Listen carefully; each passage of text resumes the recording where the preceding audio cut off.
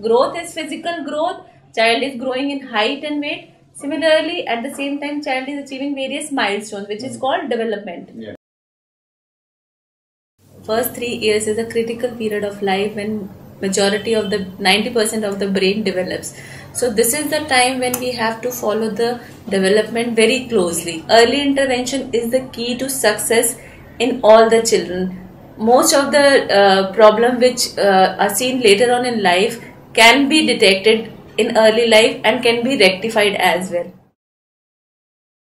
Yes, very importantly, during the initial years, the brain develops. There are connections formed. So as the child is growing and we are giving them that stimulating environment, or which is called an early intervention program, in which different activities are given which will encourage the formation of this wiring so that child will be able to perform much better. So, and especially in terms of social and behavioral, and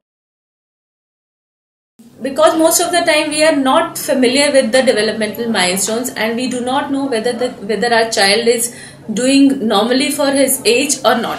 While sitting at home, mothers can follow the development of a child and they can screen whether their child is falling in a normal range or not.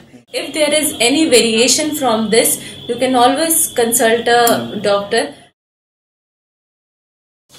There is nothing like normal or abnormal. First of all, in development, we never say that this child is abnormal. It is, that we have to identify the strengths and weaknesses of a child. So, whenever we say the normal development, it is that there are no high risk factors. But the literature has shown almost 30% of the developmental problems are also present in children who have no risk factors. We always try to compare our children with other children in the society or in our neighborhood, which is not a right practice, because as we have discussed, every child has its own strength and weaknesses. So it is always important that you consult a standardized test where does the child stand.